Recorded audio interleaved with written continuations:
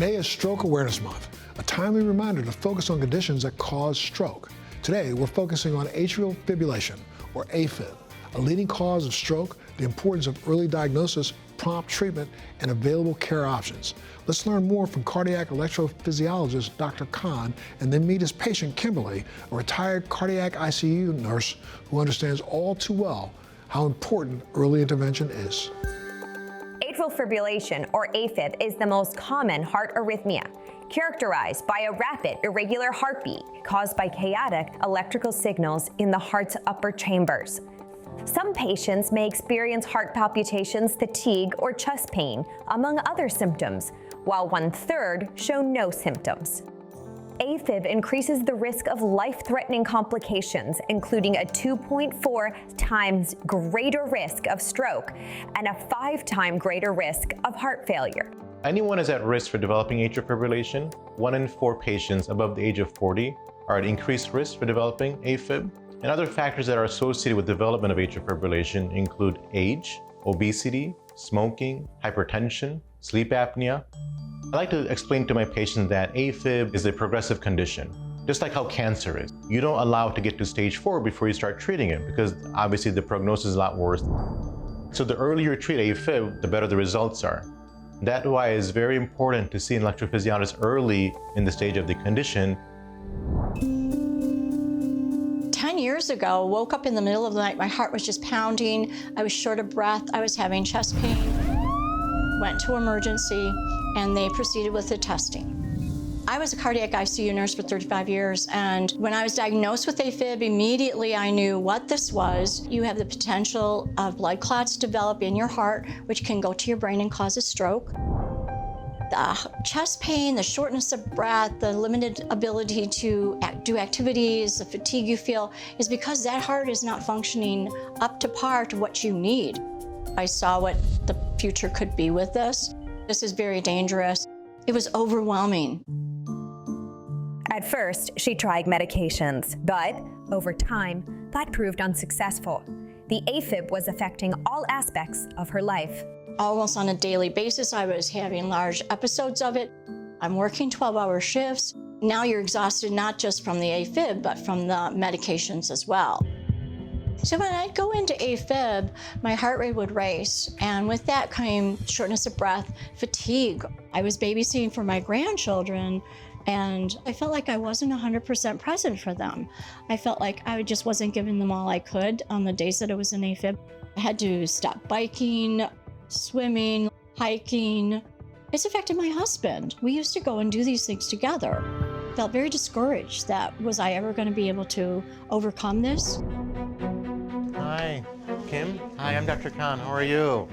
Nice to meet you. Nice to meet you. Ultimately, Kim met with Dr. Khan, an electrophysiologist who specializes in treating heart arrhythmias. She came to me early in her condition.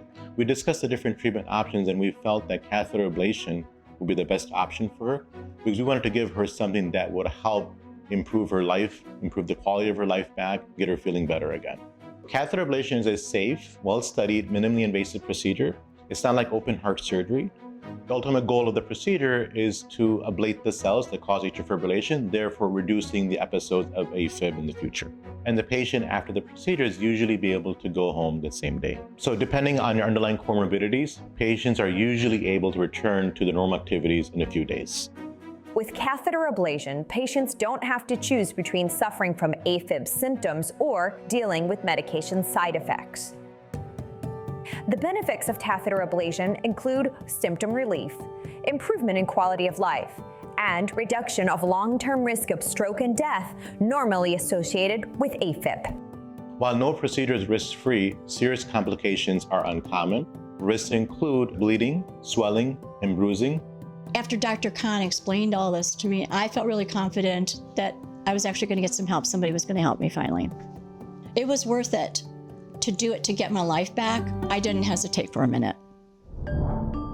Using the CARTO system, Dr. Khan created a real-time 3D map of Kim's heart to help locate the area causing the AFib. Each procedure is customized for the patient. So in the procedure, we use 3D mapping, specifically the CARTO 3D mapping system, to create an anatomical representation of the patient's heart. We insert a small, thin tube in through the vein in the leg that goes up into the heart. And then using the VARIPULSE catheter, we're able to deliver pulse field ablation, or PFA, the new type of pulse field ablation technology to target the areas in the heart where the atrial fibrillation is coming from and ablate those cells. The benefit of that is less risk of damage to these surrounding structures, making the procedure safer for the patient. After the procedure, I felt immediately better because my heart was in sync, I was in sinus rhythm, and I was able to go home that day and I felt great. I'm able to spend quality time with my husband, with my grandchildren, with my children. We can do the fun things again. It's my life's back. It's been just the best gift, the absolute best gift. As a nurse and an AFib patient, I cannot stress enough to you that if you start having these symptoms of AFib, you need to see an electrophysiologist right away. You can't ignore this. You can't push it back. You've got to see you are worth a full life, and this will impact your life, and it can be catastrophic. You've got to seek help because you deserve it. If someone you love is experiencing these symptoms, encourage them to seek help and try and assist them as much as you can.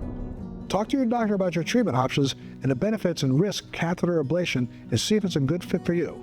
For more information, go to getsmartaboutafib.com or our website, thebouncingAct.com.